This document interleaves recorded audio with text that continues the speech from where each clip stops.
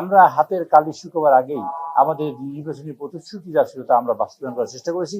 এটাই যে এই তারেক রহমান সাহেবের সরকার, এটাই যে মাননীয় প্রধানমন্ত্রী তারেক রহমান সাহেবের সরকার, তার প্রমাণ হলো এইটা যে আমরা প্রতিশ্রুতি যা করেছি তা বাস্তবায়ন করার চেষ্টা করেছি। মাননীয় প্রধানমন্ত্রী প্রশ্নোত্তর পর্বে উত্তর দিয়েছেন, এই সরকার জনগণের কাছে অ্যাকাউন্টেবল। মাননীয় প্রধানমন্ত্রী প্রথম বক্তব্য, ফার্স্ট বক্তব্য পার্লামেন্টে যখন দিয়েছেন, তিনি বলেছেন এটা জনগণের পার্লামেন্ট। জনগণের পার্লামেন্ট, এটা যে জনগণের পার্লামেন্ট সেটা প্রমাণ করার জন্য মাননীয় প্রধানমন্ত্রী তাকে প্রশ্ন করে অ্যাকাউন্টেবল করেছে মানুষের কাছে, এই জাতির কাছে অ্যাকাউন্টেবল করেছে মাননীয় প্রধানমন্ত্রী। কেউ এই প্রশ্নের ঊর্ধ্বে নয় এবং সকলেই প্রশ্ন করতে পারেন মাননীয় প্রধানমন্ত্রীর কাছে।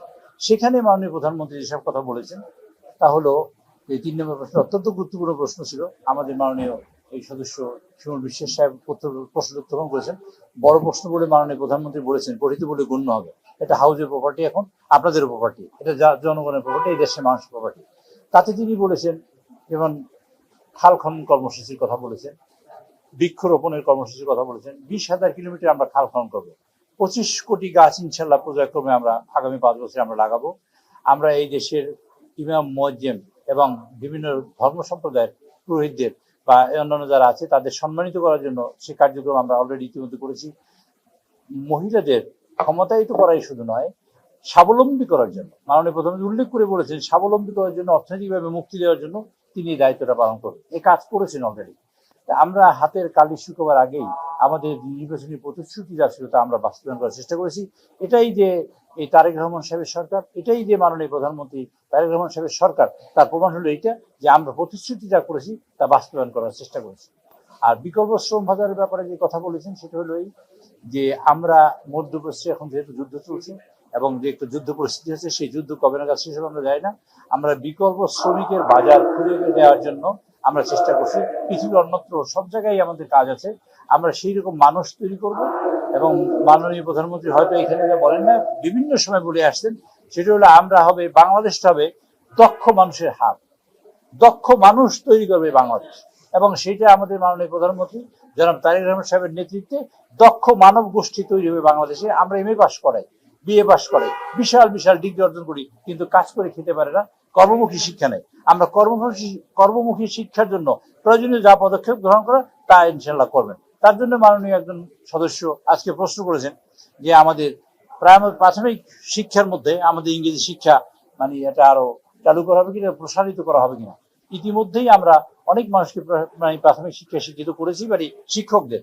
আমরা এটা খুব সিরিয়াসলি গভর্নমেন্ট নিয়েছে, কারণ আমরা প্রাথমিকভাবে একবার প্রাথমিক স্তর থেকে ছেলেদের বা শিশুদের আমরা ইংরেজি শিক্ষা একটা দ্বিতীয় ভাষায় শিক্ষা শিক্ষিত করতে চাই। মাননীয় প্রধানমন্ত্রী বলেছেন, আপনারা লক্ষ্য করেছেন, আমরা অনেকগুলো ভাষাভাষী মানুষকে মানে ভাষায় শিক্ষিত করতে চাই। এই জন্য আমাদের যেহেতু আমাদের এখানে দক্ষ মানুষ তৈরি করব, আমাদের মিডল ইস্টে মানুষ কাজ করতে হলে আরবি শিক্ষা শিক্ষিত হবে, আমাদের চায়নায় কাজ করতে হলে মানুষের ম্যান্ডারিন শিক্ষা শিক্ষিত হবে, ইটালিতে কাজ করলে ইটালি ভাষা, কোরিয়া কাজ করতে হলে কোরিয়ান ভাষা, জাপানিতে কাজ করলে জাপানিজ ভাষা। কিন্তু সেকেন্ড ল্যাঙ্গুয়েজ হিসেবে আমাদের অবশ্যই ইংলিশ শিখতে হবে। ইংলিশ একটা গ্লোবাল ল্যাঙ্গুয়েজ। সেই কারণে তিনি অত্যন্ত গুরুত্ব দিয়েছেন এবং গুরুত্বপূর্ণভাবে বাস্তবায়ন করার জন্য মানে সংশ্লিষ্ট মন্ত্রণালয়কে নির্দেশ দিয়েছেন। মাননীয় মন্ত্রী সারা দেশ থেকে ঘুরে বেড়াচ্ছেন, আপনি দেখবেন, শিক্ষামন্ত্রী, এবং বিভিন্ন জায়গা থেকে যেসব বিষয় বেরিয়ে আসছে সেসব মিলিয়ে একটা সম্পৃক্ত করে সব মিলিয়ে একটা নির্দেশ তৈরি করে মাননীয় প্রধানমন্ত্রীকে প্রদান করা হবে। এবং এই বিষয়ে মাননীয় শিক্ষামন্ত্রী যথেষ্ট সচেতন আছে এবং দিন রাত পরিশ্রম করছেন। সশস্ত্র বাহিনী, এটা উনি বলেছে, জিজ্ঞেস করেছে কিনা, আপনার ফলো করেছেন কিনা এই কথাটা, তিনি যেদিন মানে উনি দরবারে গেছিলেন গত পরশু দিন, দরবারে বলেছেন এই কথাটা। আবার প্রশ্নের উত্তর বলেছেন, সশস্ত্র বাহিনী এই দেশের গড়, সশস্ত্র বাহিনী এই দেশের সার্বভৌমত্ব রক্ষার অন্যতম প্রতীক। সশস্ত্র বাহিনীকে একটা পর্যায়ে আপনি দেখেছেন, আপনাদের স্মরণ করে দিতে চাই, একটা পত্রিকা টাইমসে ছাপা হয়েছিল লন্ডন ভিত্তিক, যে সশস্ত্র বাহিনীকে পলিউটেড করা হয়েছে। এটুকুই আমি বলে থামতে চাই। এবং অতীত সরকারের সময় সশস্ত্র বাহিনীকে তারা নানানভাবে পলিউট করার চেষ্টা করেছে এবং করেছে তারা, এইটা ছাপা হয়েছে। ছাপানো কথাটা আমি বলেছি। মাননীয় প্রধানমন্ত্রী যেদিন এসছেন, ক্ষমতায় বসছেন, মানে আমাদের দায়িত্বপ্রাপ্ত হয়েছেন, ক্ষমতায় বসে না দায়িত্বপ্রাপ্ত হয়েছেন, সেদিন থেকেই তিনি চেষ্টা করেছেন এই দেশের সার্বিকভাবে সকল কল্যাণ সাধিত হোক। 1 নম্বর কল্যাণ মানবিক কল্যাণ, 2 নম্বর মানবিক রাষ্ট্র, 3 নম্বর গণতন্ত্র প্রতিষ্ঠিত হয়, 4 নম্বরে স্বাধীনতা অক্ষুণ্ণ থাকে, সার্বভৌমত্ব যাতে আমরা প্রোটেক্টেড করতে পারি, তার জন্য প্রয়োজনীয় যা কাজ করা দরকার তার সবটাই তিনি করছেন। সব ক্ষেত্রে কিন্তু বিচরণ করছেন এবং সব ক্ষেত্রে কিন্তু অ্যাড্রেস করতেছেন সব জায়গায়। ওনার দুই চোখ যেখানে পড়ছে প্রবলেম দেখলেই তিনি তার সমাধান করার চেষ্টা করছেন। এমনকি এখানে একটু গাছে ময়লা আছে তা কিন্তু তিনি বলেছেন, আমরা হয়তো দেখিনি। বিষয়টা সশস্ত্র বাহিনী এদেশের গর্ব।